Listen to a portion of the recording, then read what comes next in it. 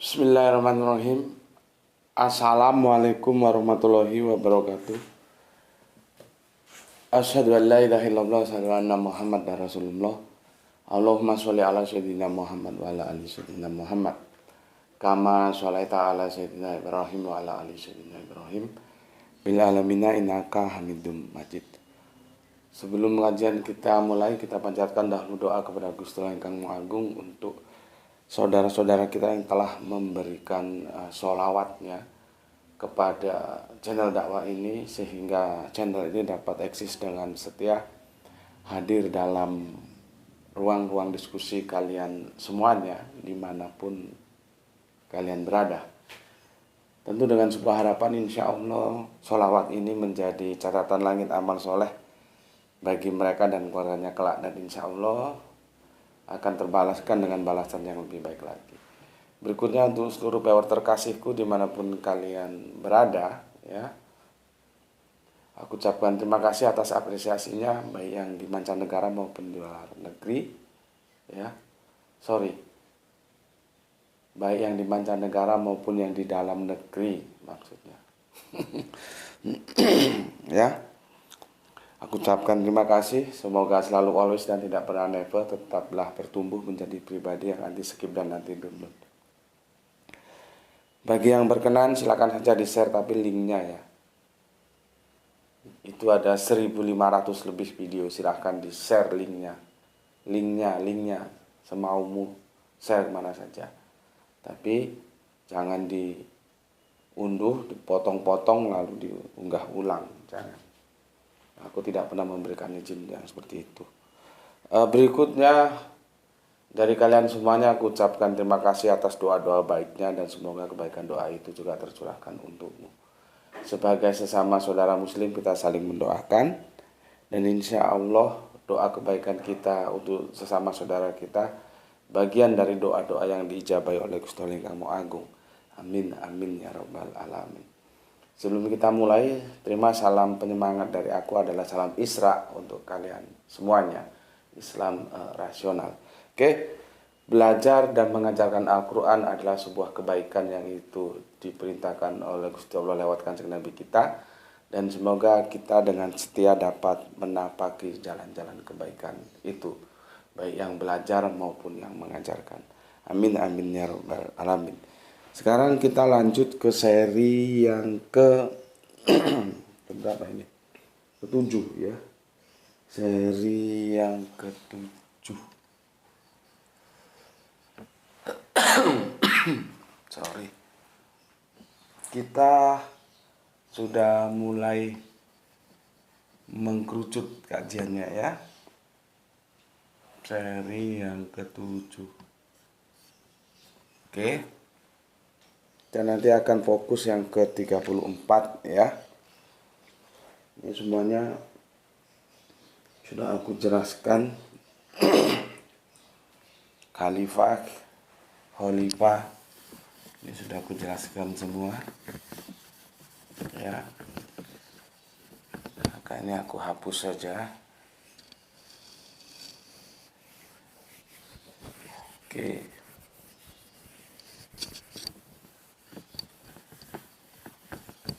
Kita akan kok fokus ke sini ya. Di 34.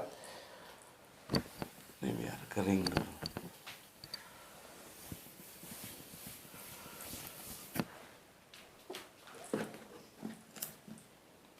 Kalau aku sarikan ya, ayat-ayatnya itu seperti ini. 34 ya. Sini nampak leh. Kita mulai dari, karena nanti akan ke sini dia. Ke yang 230. 2. Perhatikan ya, 230 di sini. Di sini itu Allah menjadikan khalifah ya, dan malaikat bertanya, "Kenapa engkau hendak menjadikan khalifah orang-orang yang membuat kerusakan ya, yang brengsek-brengsek itulah ya. Sedangkan kami sudah cukuplah untuk tidak pernah lepas beribadah kepadamu, patuh kepadamu, taat kepadamu gitu ya. Memang ya malaikat itu didesain atau diformat untuk taat, bukan makhluk alternatif seperti kita, kadang taat kadang enggak, ada pilihan, ada alternatif, suka berganti-ganti, khalifah itu berganti. Sudah aku jelaskan kemarin ya. Lalu kan Allah menjelaskan kepada malaikat dengan sebuah penjelasan yang spektakuler banget. Pendekatannya apa? Aku mengetahui apa yang tidak kamu ketahui. Jadi pendekatannya bukan kekuasaan. Misalkan Allah ngomong, diam lu, gue yang berkuasa. Ya bisa sebetulnya. Nah, makanya ayat-ayat ini sebetulnya khususnya 230 itu harus dibaca oleh mereka-mereka yang sedang memangku kekuasaan. Entah itu raja, entah itu presiden, entah itu perdana menteri, entah itu direktur dalam perusahaan, entah itu komisaris, entah itu apalah. Intinya mereka yang berkuasa atas orang lain. Allah saja yang bisa berkata dan sangat bisa, diam lu, gue yang berkuasa. Bisa, atas nama kekuasaan bisa. Tapi kan Allah tidak mau. Allah mengatakan atas nama pengetahuan. Aku mengetahui apa yang tidak kamu ketahui. Itu akademis banget. Kalau bahasa kekuasaan itu kesombongan. Dan Allah memang boleh sombong dan sangat boleh. Tapi Allah juga tidak mau menggunakan kesombongan. Itu artinya ada sesuatu yang bisa kita ambil untuk mendidik kita. You tuh tidak boleh sombong. Gue aja yang boleh sombong, gue gak sombong. You gue ajarin. You harus berbicara atas dasar ilmu, pengetahuan. Ya, cuman kan kita kalau ngaji ayat ini kan orang lewat-lewat aja, nggak dipahami. Ya bagaimana gobloknya mau hilang kalau nggak dipahami. Jadi ini perlu dibaca oleh para penguasa. Penguasa apa saja lah ya. Seperti yang aku bilang tadi. Sorry, ini tempatnya sempit ya.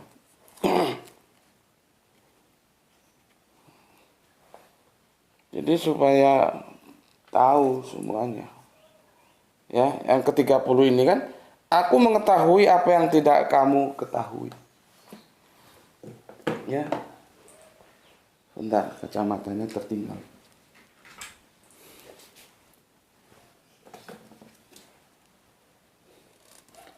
Ingatlah ketika Tuhan berfirman, aku hendak beriman kepada para malaikat ya, aku hendak menjadikan khalifah di bumi ya.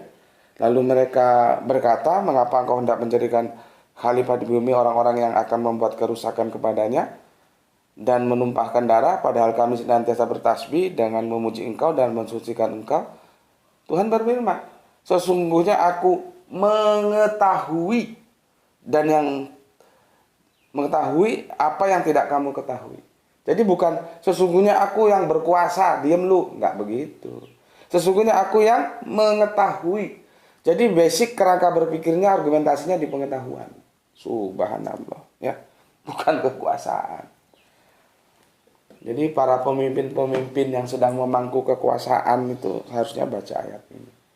Ya, jangan sedikit-sedikit gue kuasa, gue kuasa. Oke. Tentang kenapa malaikat tahu, ya sudah aku jelaskan lah ya, berkali-kali itu ya. Karena sudah ada kehidupan sebelumnya, makanya disebutkan pengganti kan berarti ada yang menggantikan. Gitu. Oke. Ini di 230 ya. Kemudian masuk ke 231 ya. Ini aku buat skema. Sebenarnya kalau bisa aku uraikan di sini tapi tidak cukup papan tulisnya ya. Kemudian Allah memberikan pengetahuan kepada Adam ya sebagai khalifah ya. Dan malaikat diperintahkan untuk menjelaskan tentang pengetahuan atau tentang ilmu itu. Ya. Jadi di sini tentang Allah membuat khalifah ya. Karena Allah punya pengetahuan ya. Dan di sini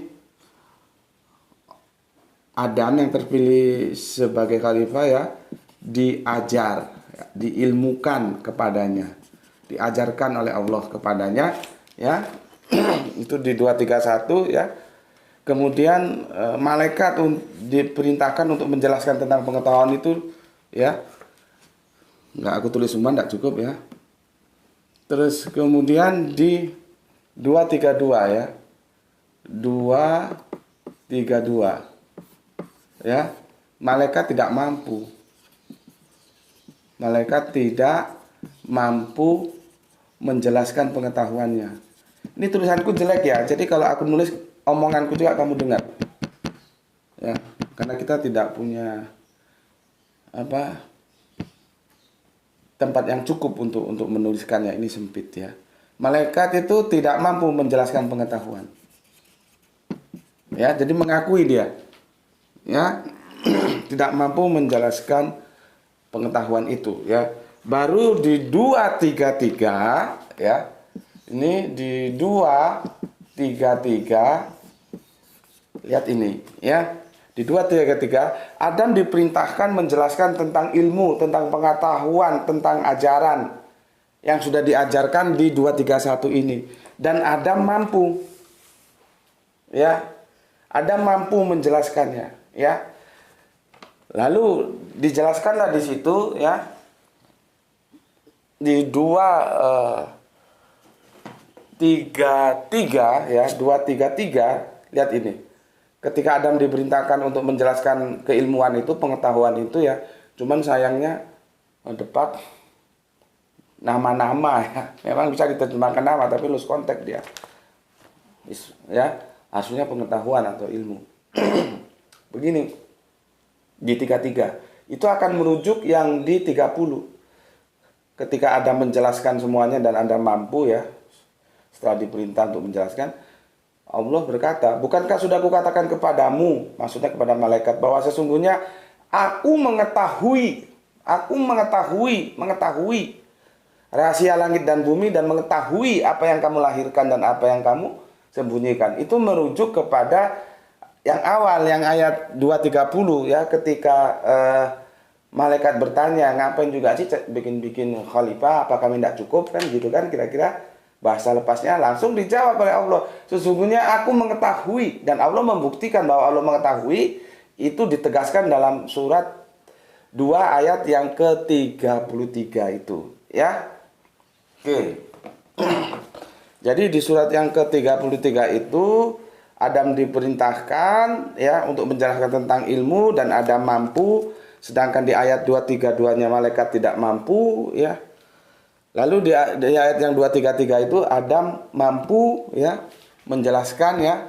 Adam menjelaskan ilmu ya, menjelaskan ilmu atau pengetahuan, ilmu ya atau pengetahuan, dan Adam mampu Allah mereview lagi, membuktikan bahwa Allah itu mengetahui ya. Allah mengetahui. Ini mereview ke yang 231 yang dikatakan bahwa sesungguhnya aku mengetahui apa yang tidak kamu ketahui. Ya, baru kita masuk ke 34 ini.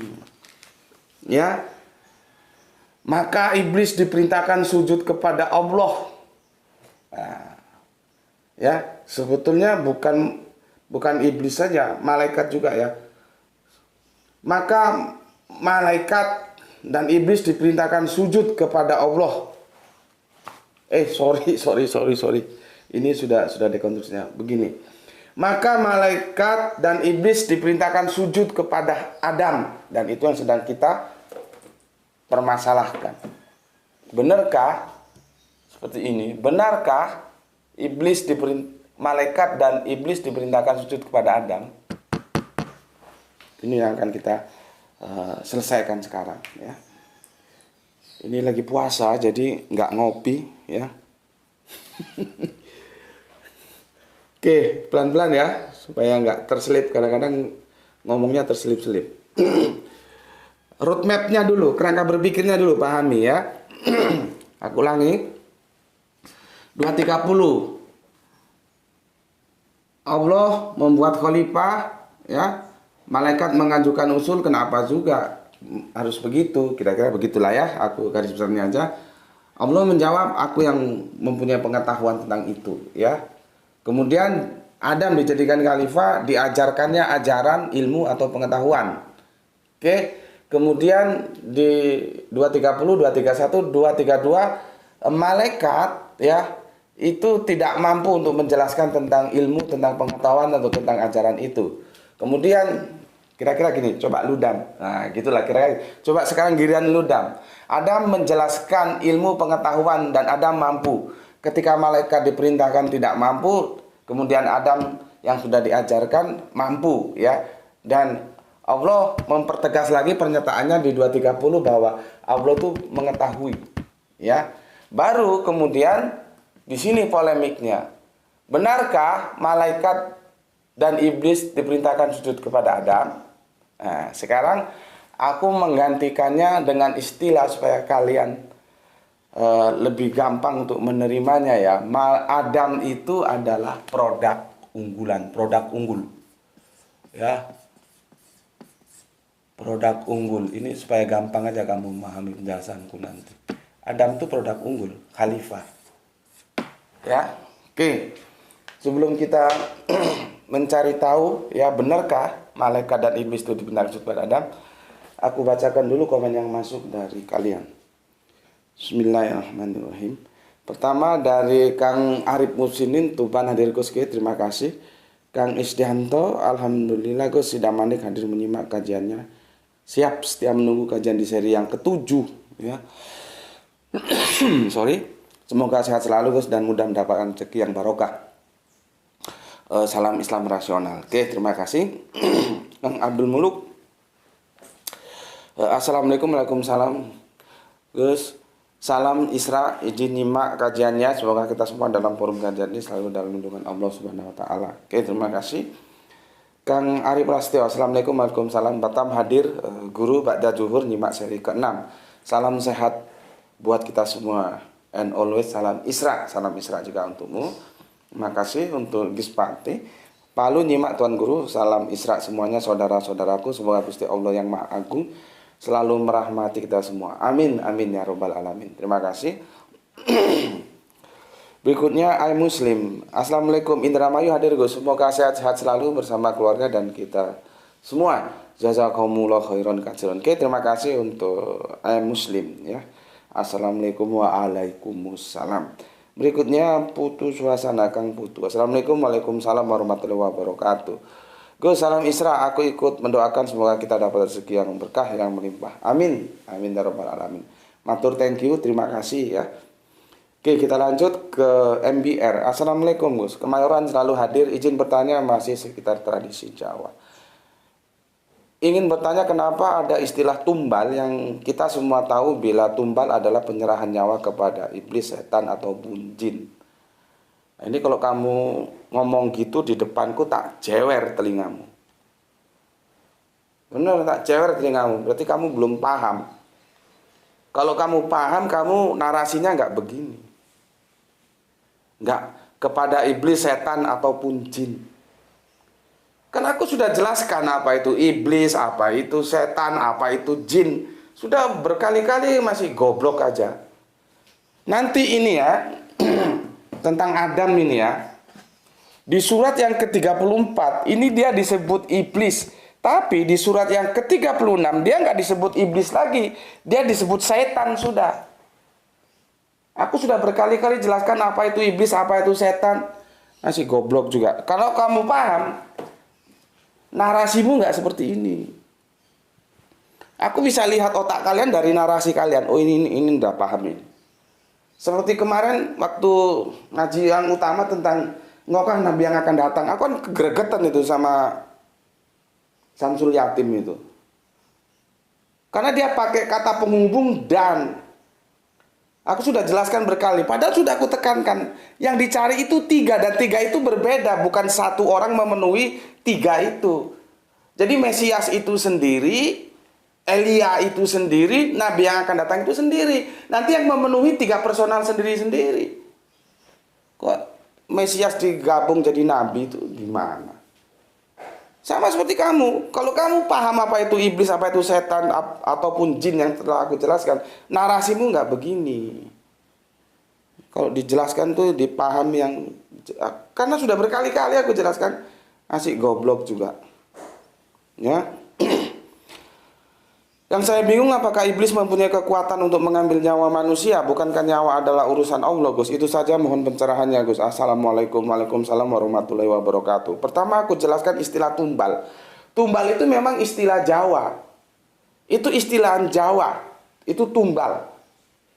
Tapi substansinya tumbal itu tidak hanya ada dalam antropologis Jawa. Dalam antropologis tertua sekalipun itu ada. Apa sih tumbal itu? Orang yang menjadi korban, entah dia itu sukarela atau memang dia itu dipaksa untuk menjadi korban untuk kejayaan orang lain. Itu tumbal. Ya. Ya. Itu namanya tumbal. Dalam bahasa Jawa itu namanya tumbal. Nggak tahu bahasa lain, silakan. Tapi bahasa Jawa yang tumbal itu, diksi itu sudah digunakan secara umum sih ya. Ya, mereka ya yang dikorbankan, baik mengorbankan, yang dikorbankan atau mengorbankan dirinya untuk kejayaan orang lain, itu tumbal. Karena tumbal itu nanti ada yang sukarela, ada yang memang dipaksa. Ya. Contoh, Fir'aun untuk melanggengkan kekuasaannya, berapa nyawa-nyawa bayi dari Bani Israel yang ditumbalkan? Itu untuk melanggengkan kekuasaan. Jadi tumbal, aku nggak catat lah ya, aku ngomong aja. Itu biasanya untuk kepentingan kekuasaan. Dalam antropologis Jawa nanti ada yang juga untuk kekayaan, kekuasaan, kekayaan. Ya. Seperti itu. Nanti bertambah lagi kan, karena biasanya laki-laki otoritas itu ya, harta, tahta, wanita. Kekayaan, kekuasaan, cewek. Ini biasanya bermainnya di sini. Kita ambil Fir'aun, berapa nyawa bayi-bayi Israel yang dikorbankan untuk tumbal demi kekuasaan Fir'aun. Itu kan terjadi di zaman Musa, yang kemudian itu dicontek oleh Matius dan dibawa ke dalam Injil karangannya, karena dia akan menjual Injilnya kepada orang Israel. Dan sosok yang paling berwibawa di hadapan orang Israel adalah Musa. Maka dia ingin menawarkan, loh ini loh, Yesus juga seperti Musa. Yang aku bilang dan aku telah bahas dalam pembunuhan sandiwara. Benar nggak? Ketika Herodes dibohongi sama Majus itu, karena dia pulang lewat jalan lain, sehingga Herodes murka dan dia membunuh semua anak-anak yang usia 2 tahunan. Itu benar nggak? Karena aku sudah bikinkan videonya sandiwara, itu enggak benar, enggak ada. Pertanyaannya kalau memang itu, karena Herodes itu penguasa, dia harusnya tahu. Itu menjadi maklumat negara, bukan rahasia lagi. Kenapa 3 penulis Injil yang lain tidak menuliskannya sama sekali? Itu kan bukan sumber data berita yang sulit ditemukan, karena dia tuh menjadi maklumat negara. Tapi kan kenapa kok hanya Matius, kok yang 3 yang lain nggak menulis? Sekarang lihat aja catatannya di Roma sana, di Italia sana. Ada nggak pembunuhan itu? Lihat Flavius menuliskannya nggak?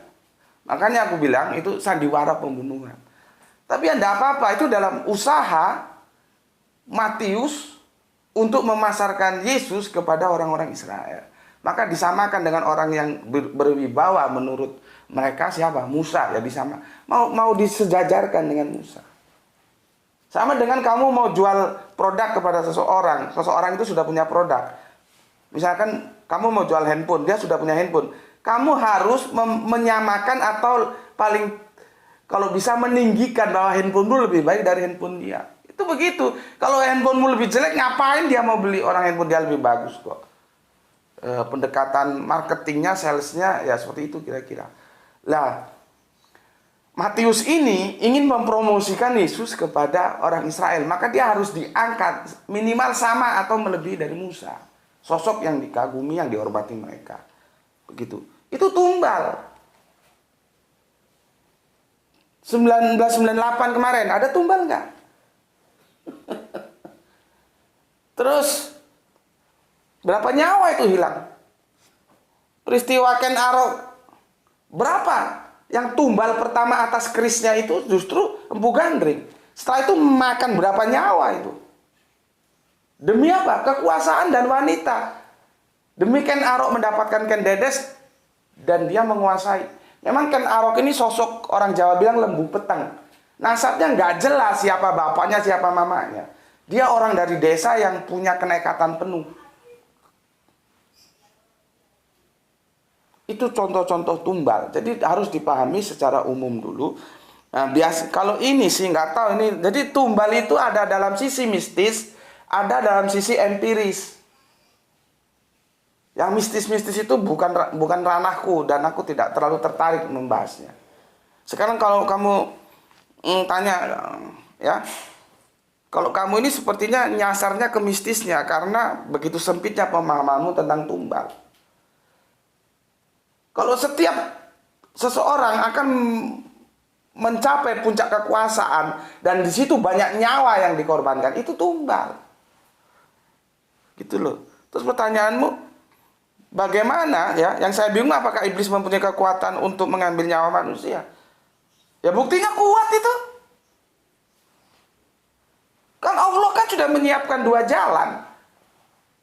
Otak sudah dikasih, silakan pilih. Jalan mana yang kamu pilih? Kalau soal kuat-kuat, kamu mau kasih minum orang kopi kamu campur sianida juga bisa kok. Kalau kamu mau. Masalahnya kamu mau menempuh jalan itu apa tidak? Karena setiap perlakuan kita, itu ada risiko yang harus kita tanggung. Siapa yang menabur dia yang menuai. Cuman masalahnya agak kacau. Kamu paham nggak apa itu iblis, apa itu setan, apa itu jin? Itu kacaunya. Ya. Jadi itu penjelasanku ya. Bicara tentang tumbal itu ada dalam sisi mistis, ada dalam sisi empiris. Ya. Kita berbicara yang di empiris saja lah. Kalau mistis itu datanya apa mau kita bicarakan? Namanya aja sudah mistis. Ya, aku kira itu mungkin kurang memuaskan ya. Tapi setidaknya aku sudah jawab. Oke, kemudian Dadang Iskandar, Pelabuhan Ratu, Sukabumi, Jawa Barat, terus. Oke, terima kasih. Soleh kita hari ini lagi break lebih awal, Gus, karena merayakan Isra Mi'raj. Oke, terima kasih. Isra Mi'raj kita lain ya, nggak sama dengan mainstream. Kang Edi Margono yang punya Jogja, Assalamualaikum, Waalaikumsalam warahmatullahi wabarakatuh. Terima kasih. Pak Pon Monidira Harjo, Republik YouTube aku suka soalnya bebas untuk memilih guru yang cerdas termasuk JM. Oke, terima kasih. Salam untuk keluarga yang ada di Kalimantan Tengah ya. Mbah Jenggot, Malang Pelosok pinggiran hadir. Oh, kira ngalam sama ente. Pelosok mana ini Malangnya? Salam Isra Gus. Oke, salam Isra. Gus, usiaku hampir setengah abad. Ya, berarti setengah umuran lah kita. Berarti kita itu sama ya, setengah umuran. Oh, kamu masih hampir ya, belum melampaui ya. Sehingga tidak memungkinkan untuk belajar ilmu agama secara formal pesantren. Sekarang ini banyak membaca terjemahan Al-Quran lewat Google dan nyimak kajian lewat YouTube. Dan saya merasakan lebih mendekatkanku kepada Gusti Allah setelah belajar lewat media tersebut. Menurut temanku yang Islam tradisional, belajar tanpa guru sesat. Apakah aku harus menghentikan cara belajarku tersebut? Maka aku jawab, tidak. Dan lanjutkan. Jelaskan? Lanjutkan. Apapun yang kamu lakukan dan itu bisa mendekatkanmu kepada Gusti Allah ingkang Maha Agung, lakukan. Setiap orang punya keterbatasannya masing-masing. Kalau kamu dikasih ini kan omongan-omongan pasaran ini, ya. Menurut temanku belajar tanpa guru sesat karena dia goblok, dia nggak tahu apa makna guru. Biarin aja dalam kegoblokannya. Sudah goblok nyesat-nyesatin orang. Kenapa goblok? Dia sudah didoktrin oleh gurunya. Gurunya didoktrin oleh gurunya. Guru ngetarik sampai gurunya. Ya. Itu kegoblokan. Artinya kenapa dibilang goblok? Sempit dalam memahami guru. Sempit. Guru itu kan orang yang mengajarkan kepada kita dari tidak tahu menjadi tahu. Ya. Seperti kita barang mengatakan alim, ya. Terus jamaknya ulama. Kacau dalam bahasa Indonesia menjadi bahasa yang dianggap sebagai kata majemuk, alim ulama. Padahal kalau sudah alim ya alim, ulama ya ulama. Kok alim ulama? Alim itu mufrad, ulama itu jamak gitu loh. Ini nggak usah diulang-ulang alim ulama. Ya, yang sekarang aku jelaskan, guru. Gini aja lah ya. Nanti jelaskan sama temanmu yang goblok itu ya. Gini aja. Ibnu Hisham itu penulis sejarah bangsa Arab yang kelas wahid. Ya. Terus pertanyaanku, Ibnu Hisham itu belajar dari mana? Dari Ibnu Ishaq. Ibnu Ishaq itu yang pertama kali menulis sejarah Islam. Ya karena bangsa Arab ya, nanti tentunya ke Islam ya. Tapi sebetulnya lebih kentalnya ke budaya Arabnya ya.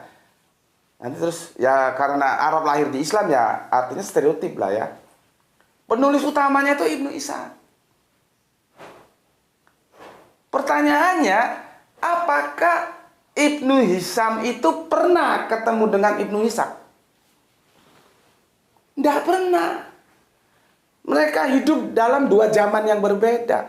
Yang diketemui oleh Ibnu Hisham itu bukunya. Buku sejarah hasil karya tulis dari Ibnu Ishaq. Tetapi Ibnu Hisham tidak pernah ketemu muka dengan Ibnu Ishaq. Pertanyaannya, ketika Ibnu Hisham belajar membaca bukunya Ibnu Ishaq, dia belajar tanpa guru tidak?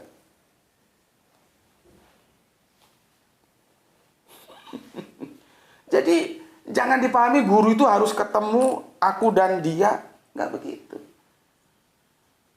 Ibnu Hisham meskipun tidak ketemu Ibnu Ishaq karena mereka lain masa, dia tetap belajar. Medianya buku, karena saat itu belum ada YouTube, belum ada Facebook, belum ada WA, belum ada segala macam. Bukunya itu siapa yang nulis? Ibnu Ishaq. Artinya meskipun dia tidak ya bertemu, dia tetap aja berguru terhadap Ibnu Ishaq lewat buku. Memang sih pengetahuan itu ada dua. Pengetahuan yang itu kita ketemukan, kita dapatkan dari guru-guru kita, diajarkan. Ada yang dari pencarian kita. Seperti saintis itu meneliti, dia meneliti.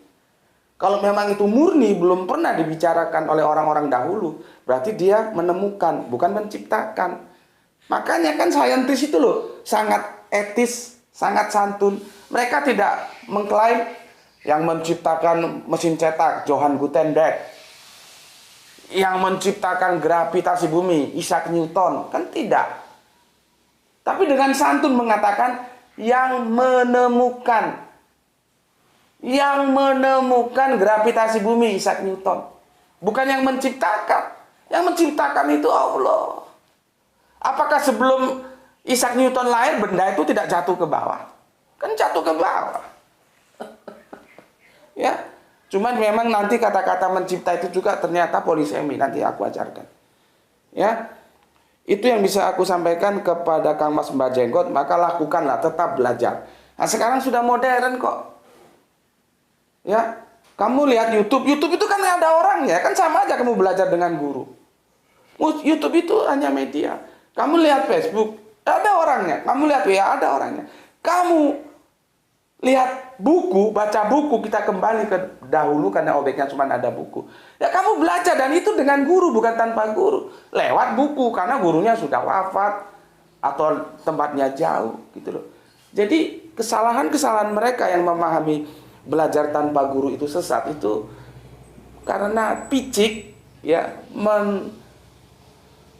memahami guru itu terminologinya sempit banget gitu loh. Padahal itu luas.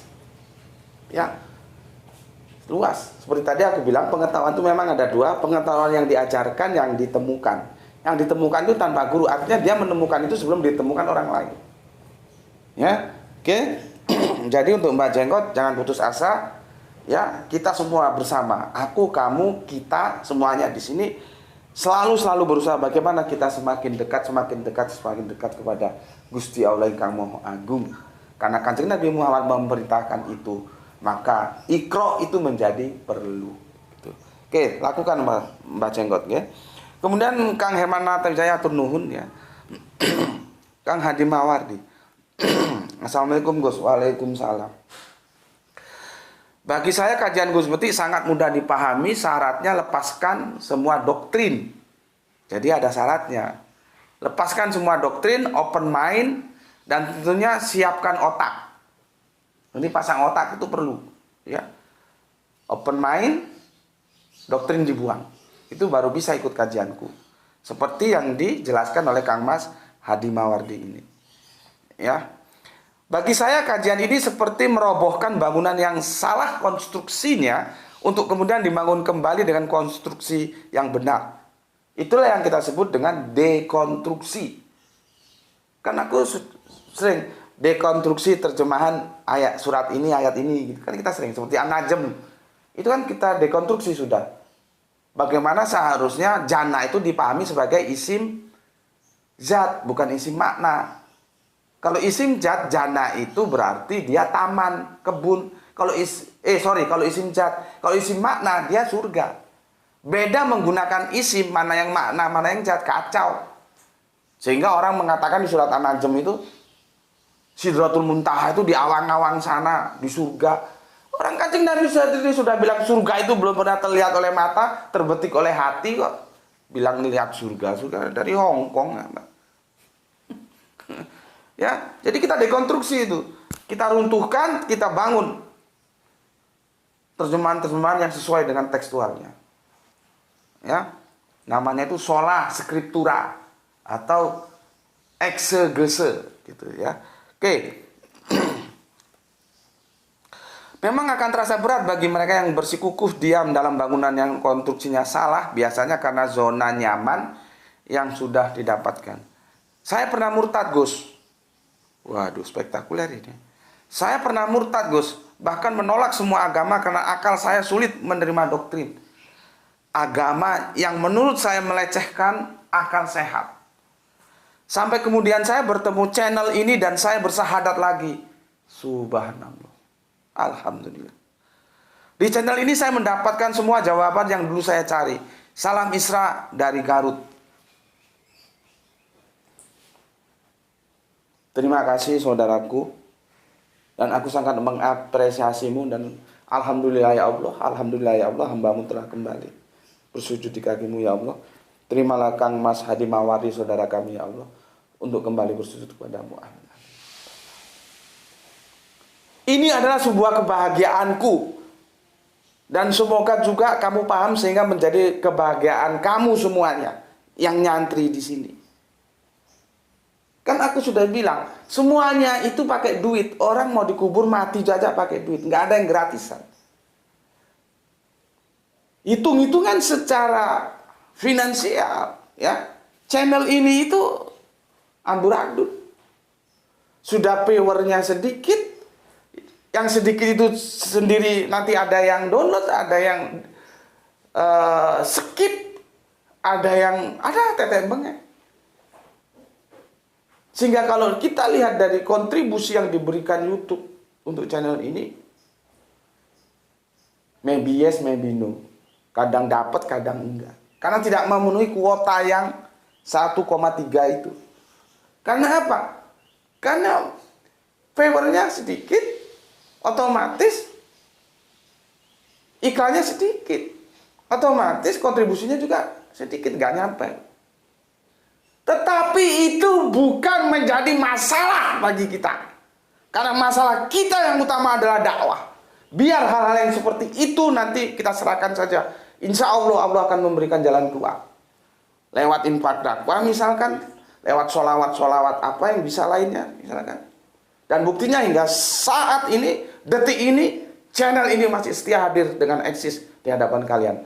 Tetapi sesuatu yang sangat membanggakan kita semua, membahagiakan kita semua, seperti janji Allah, apabila seseorang mendapatkan hidayah lewat usahamu, maka engkau seperti mendapatkan apa-apa yang disinari matahari.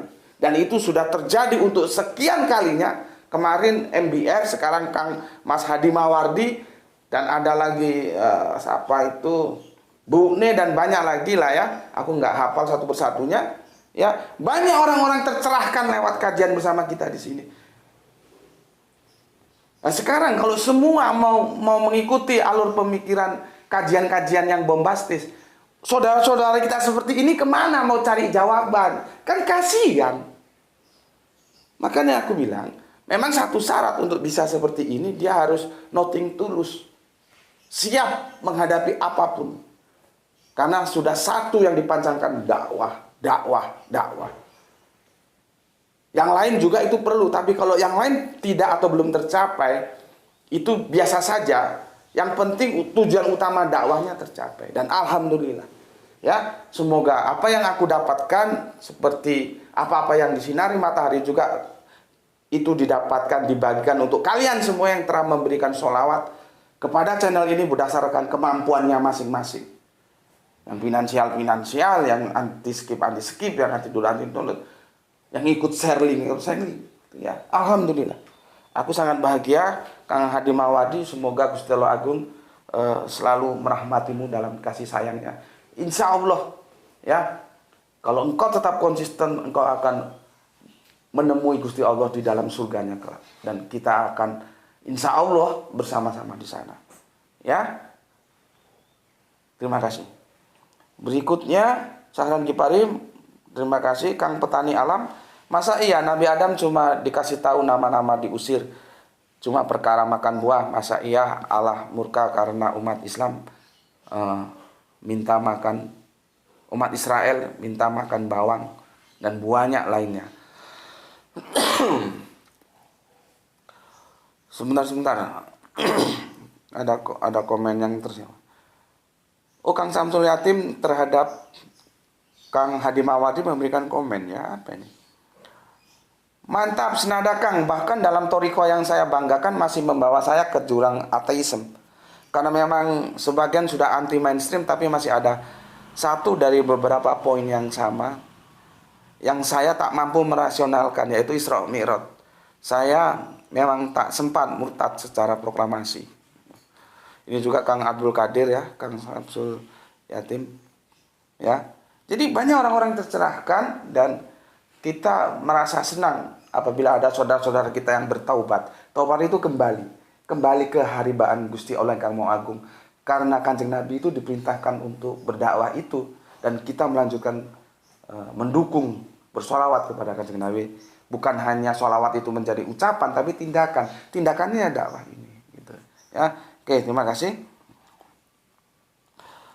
Kang Petani Alam, ya, di sini aku jelaskan. Makanya, kesabaran dari Bandar Jaya. Bandar Jaya mana? Di Lampung Tengah itu Bandar Jaya itu kan luas. Yang Yukum atau yang apa namanya itu, Poncowati, tolong kasih tahu ya. Karena gue ini bekas premannya Bandar Jaya.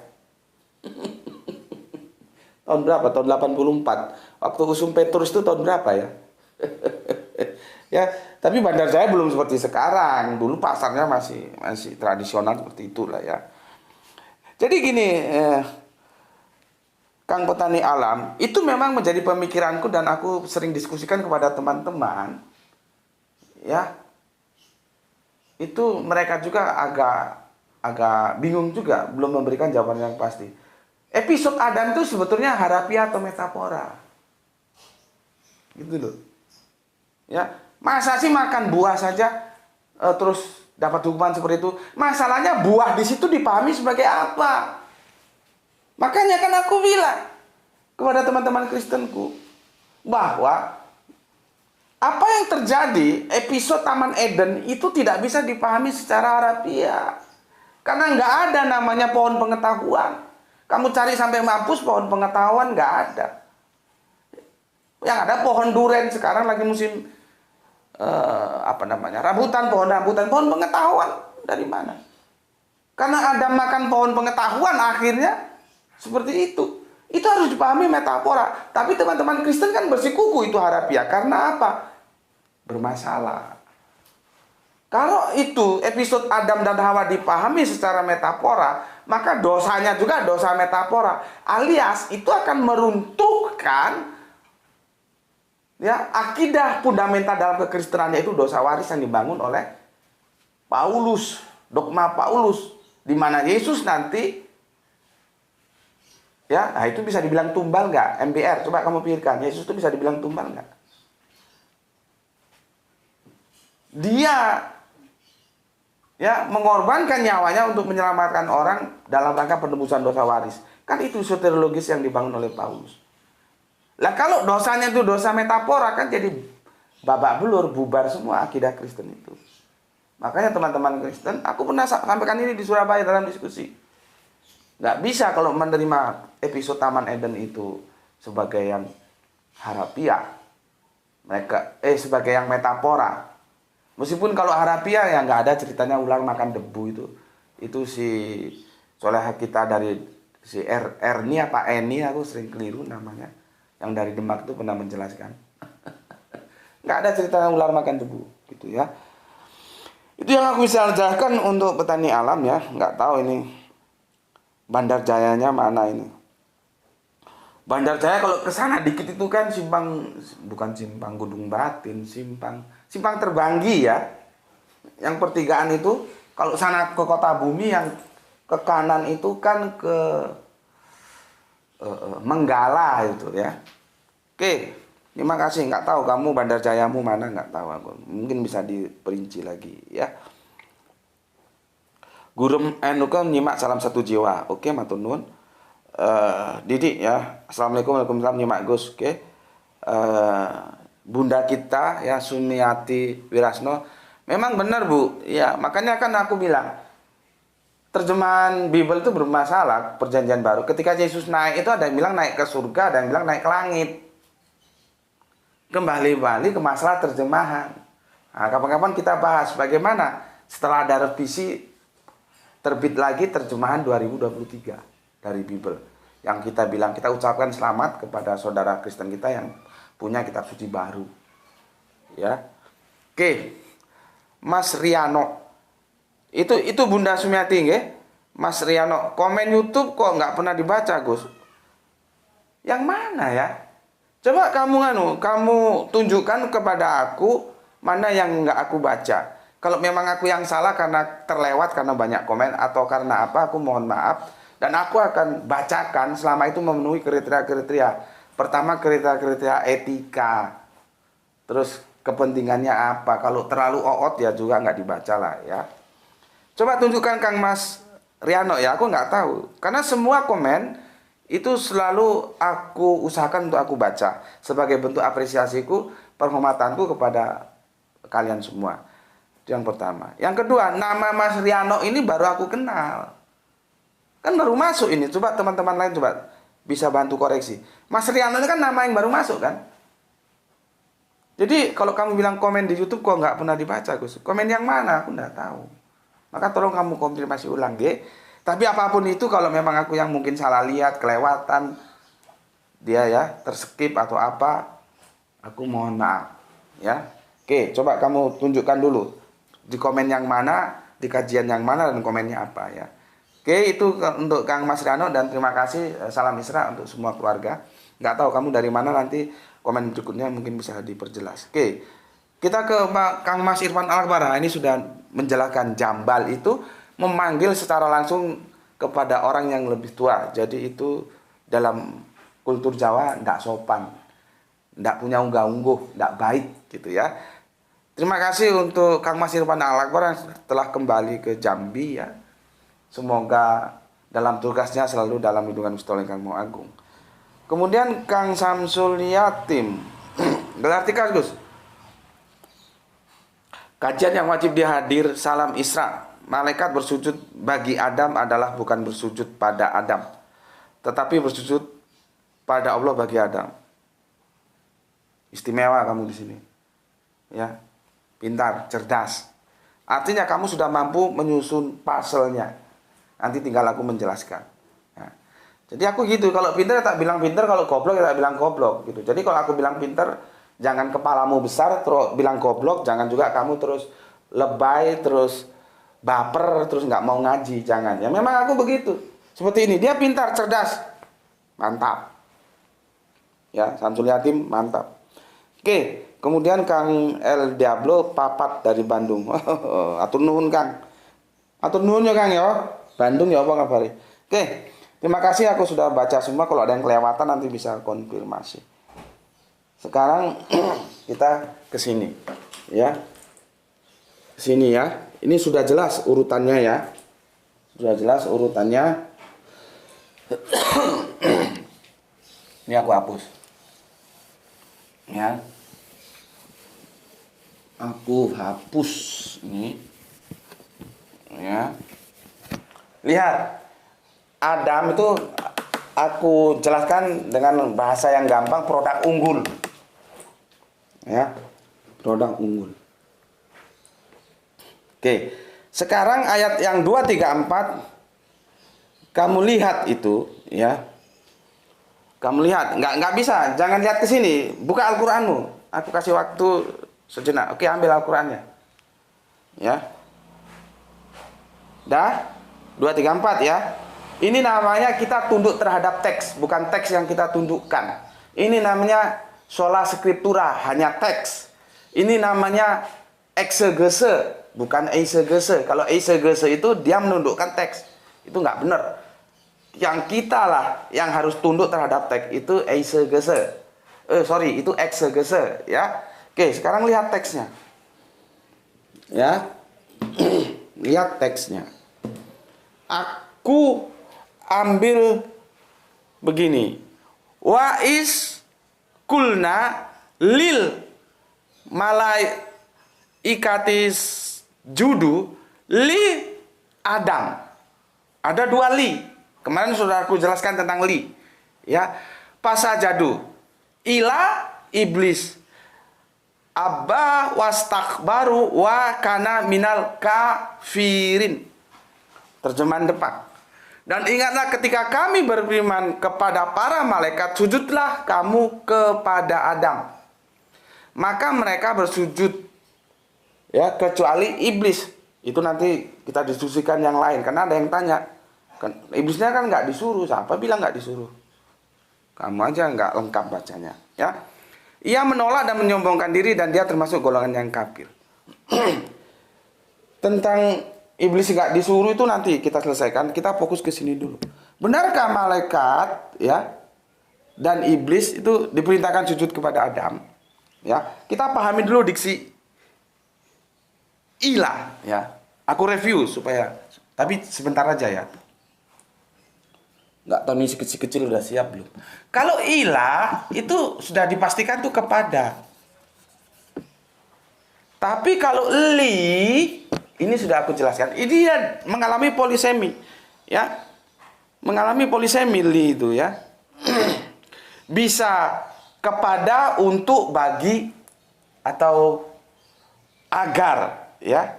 Bisa kepada, bisa untuk, bisa bagi, bisa agar. Ya, perhatikan. Di sini ada 2 li, ya. Lil malaikat, li Adam. Masalahnya itu di li-nya ini. Itu tidak ila Adam loh ya.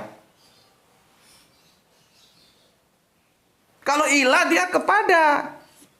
Kenapa terjemahannya menjadi kepada? Memang benar. Li itu bisa juga kepada. Contohnya yang atas ya. Li malaikati. Jadi Dan ketika kami beriman kepada para malaikat. Dia kepada, bisa, li memang bisa. Tapi hati-hati. Ketika sujud, li ini nggak tepat kalau diterjemahkan kepada. Seandainya, ya, sujudnya itu pakai ilah, oh selesai sudah. Tapi kan nggak ilah Adam, tapi li Adam. Ya, maka pilihan-pilihannya bisa untuk, bisa bagi, bisa agar. Nih, tuh pilihan-pilihannya. Ini tidak bisa bertentangan dengan hadis yang sudah kita bahas. Seandainya manusia boleh sujud kepada manusia, aku akan perintahkan seorang istri untuk sujud kepada suaminya. Tapi kan tidak boleh. Makanya kemarin si Kang Mas Edi Margono aku bilang, bagaimana kamu akan menempatkan hadis itu? Kok disanggah dengan surat Yusuf? Kan surat Yusuf itu kita selesaikan. Karena surat Yusuf ayat keempat itu kan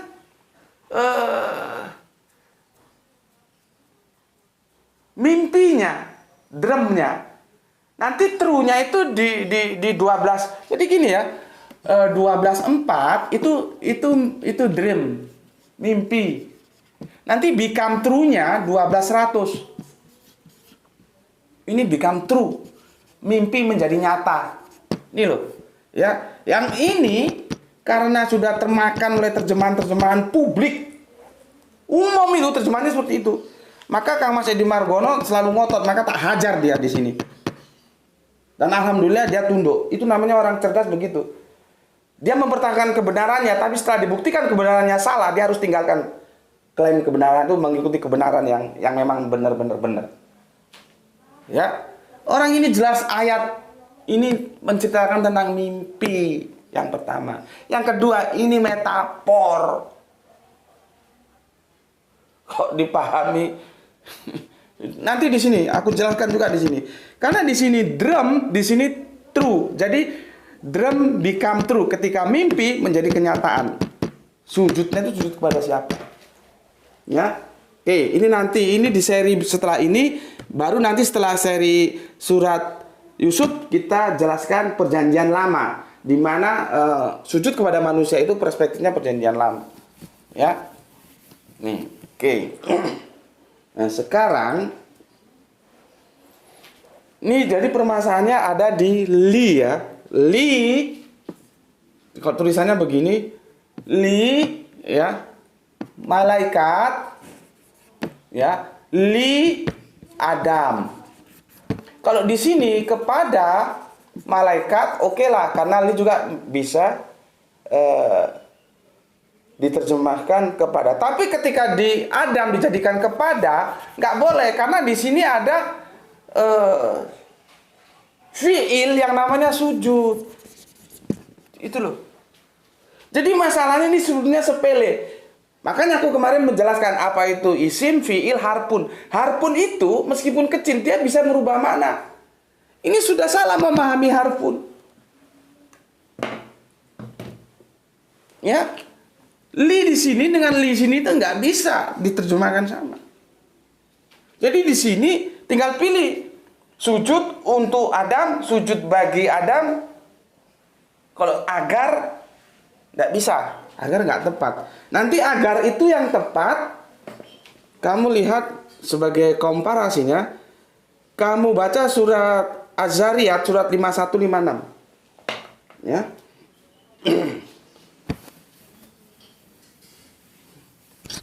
Ya. Kamu lihat surat. Sebentar. Kamu belum berangkat kan tuh?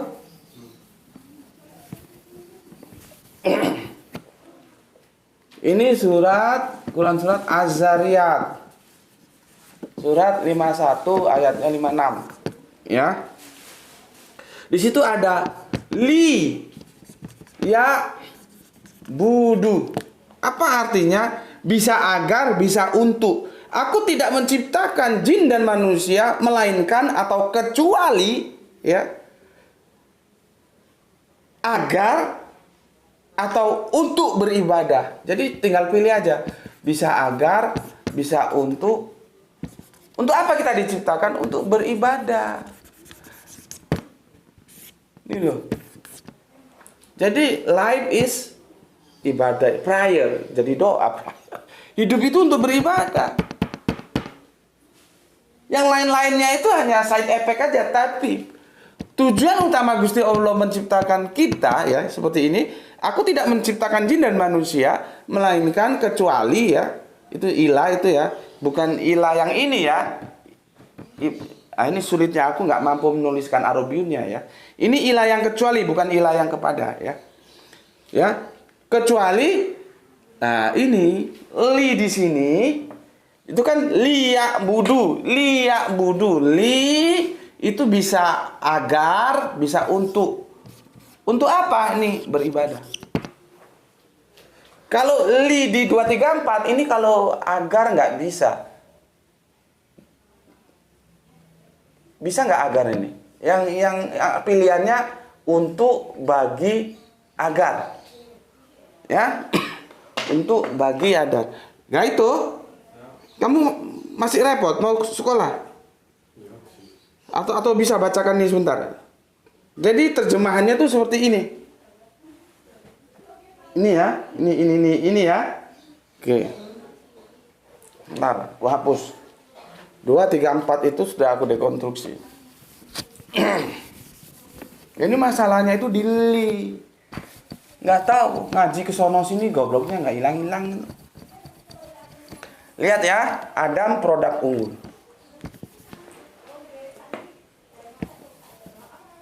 Ini aku hapus lah ya.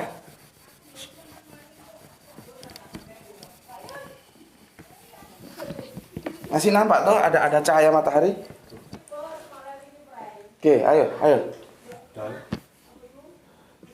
Dan dalam kurung ingatlah, tutup. Dalam kurung ingatlah, tutup. Ketika kami besar. Ketika kami berfirman kepada para malaikat.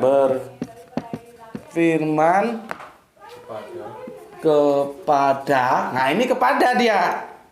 Linya kepada. Malah para malaikat. Oh, bentar ya.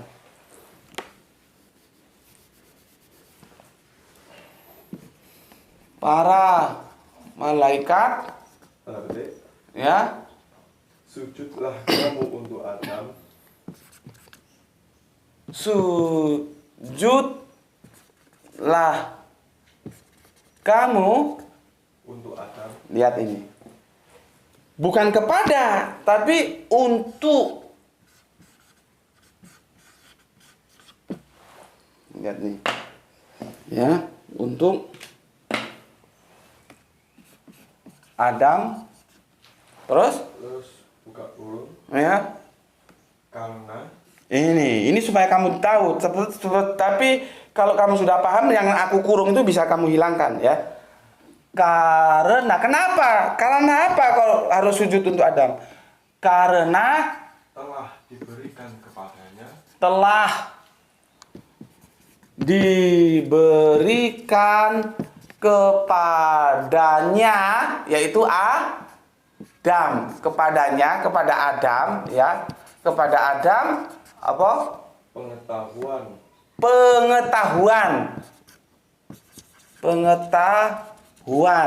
Terus agar sanggup mengelola bumi. Lihat khilafah khalifah, agar sanggup mengelola bumi. Terus sesuai dengan sunatullah. Oke? Yaitu khilafah sehingga kini resmilah dia Adam ya. Adam sebagai khalifah. Sudah. Ya, terus ini kurung ya. Artinya kalau kamu paham ini, Ini nggak usah kamu baca, nggak apa-apa. Oke, terus. Maka mereka pun sujud. Maka mereka pun sujud. Kurung kepada Allah, tutup. Sujudnya kepada siapa? Kepada Allah. Bukan kepada Adam, goblok. Terus? Kecuali iblis, titik. Kecuali iblis. Titik. Sudah. Masih ada. Apa? Ia menolak Ia menolak dan menyombongkan diri,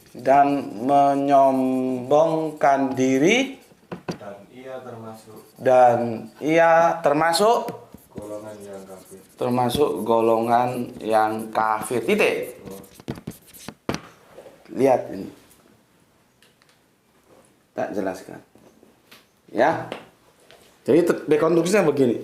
Dan ingatlah ketika kami berfirman kepada. Jadi li di sini bisa kepada. Kepada siapa? Para malaikat. Di sini nggak bisa. Sujudlah kamu li Adam, nggak bisa untuk Adam karena ini sujud. Hadis Nabi jelas mengatakan. Makanya ada kajian yang aku ikuti bersama teman-teman. Al-Quran menurut sunnah Rasul. Jadi antara Al-Quran dan sunnah Rasul itu tidak bisa dipisahkan. AMSR kalau kami singkat. Kajian kami kan begitu di kelompok Al-Quran menurut sunnah Rasul. Salamnya salam ABC. Oke, gitu. Jadi perhatikan di sini. Sujudlah kamu untuk Adam. Alasannya apa? Karena telah diberikan kepada Adam pengetahuan. Ayat tadi yang aku sudah jelaskan. Agar sanggup ya mengelola bumi sesuai dengan sunatullah, yaitu khilafah. Sudah aku jelaskan. Sehingga kini resmi dia Adam ya sebagai khalifah. Nah, kalau yang ini kamu sudah paham, nggak usah ditulis, nggak apa-apa. Nih ya, dari sini ke sini. Ini kalau kamu ini sudah paham, ini sebetulnya nggak usah ditulis. Ini supaya aku memperjelas untuk kamu ya. Ya, karena sebentar. Karena telah diberi ya kepadanya Adam ya pengetahuan agar sanggup mengelola bumi sesuai dengan khilafah ya. Sebagai khalifah ya. Maka mereka pun sujud. Karena apa? Khilafah kini sudah resmi. Dia Adam itu menjadi khalifah. Ya. Maka mereka pun sujud kepada siapa? Kepada Allah sujudnya. Nah ini kalau kamu sudah paham ya nggak usah ditulis. Nggak mungkin sujud kepada Adam. Ya. Sujudnya itu untuk Adam bukan kepada Adam. Kecuali iblis. Ya, ini nanti kita diskusikan ya. Dia ya menolak ya. Dan akhirnya dia disebut sebagai sesuatu yang kafir. Tapi intinya sujudnya itu kepada Allah. Untuk Adam. Bagaimana menjelaskan untuk Adam ini? Inilah yang gue bilang produk unggulan.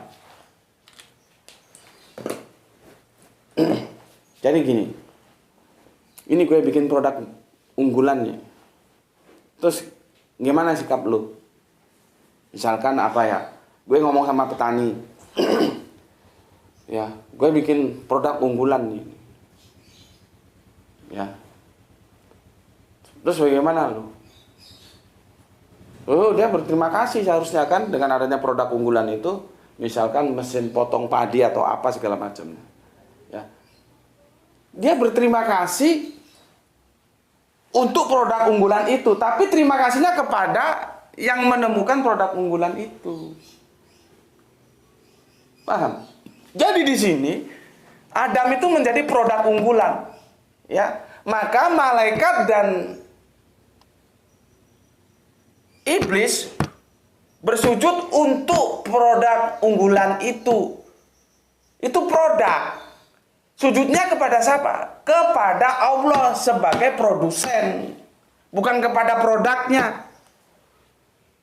Inilah kita perlunya memahami harfun. Jadi bukan hanya isim fiil, harf juga harus kita pahami. Bagaimana li itu tidak bisa diterjemahkan kepada ketika dalam konteks ini. Ketika kepada malaikat boleh, ketika di sini tidak boleh. Jadi li itu untuk sujud kamu untuk Adam. Kenapa? Karena dia produk unggulan, sudah dikasih ilmu, sanggup menjadi khalifah untuk mengemban khilafah. Sujudnya kepada siapa? Kepada yang memproduk. Produsennya siapa? Allah. Makanya aku bilang tadi, Kang Mas Yatim itu Yahud. Sudah ngerti dia duduk permasalahannya. Sujudnya itu tetap kepada produsennya, bukan pada produknya. Ya, aku kira ini sudah cukup jelas ya. Permasalahannya adalah di harfun li-nya itu ya. Coba kamu ulangi ya. Ini aku segera mengantar bidadari kecilku sekolah ya. Kamu lihat di situ ada dua li ya, li malaikati dan li Adam. Ya, yang kepada Adam itu harusnya diganti untuk Adam. Karena apa? Dia produk unggulan. Sujudnya tetap kepada produsennya yaitu Allah. Itu loh. Ya. Ini loh, aku bikin produk unggulan ini loh. Kan kamu dulu bertanya, ngapain bikin gitu-gitu? Begitu brengsek gitu. Kami kan sudah cukup gini. Kan aku bilang. Aku yang mengetahui, kamu tidak tahu. Nah, akhirnya aku kasih pengetahuan dia. Kamu tak suruh menjelaskan pengetahuan, nggak bisa. Nah, dia tak suruh menjelaskan, bisa. Dan dia menjadi khalifah untuk mengemban khilafah. Ini produk unggulanku. Ayo kamu sujud untuk Adam. Bukan sujud kepada Adam.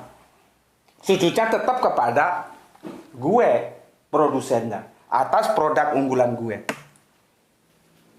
Oke, semoga ini bisa dipahami. Kalau belum dipahami, kamu ulang-ulang nanti bisa tanya lagi.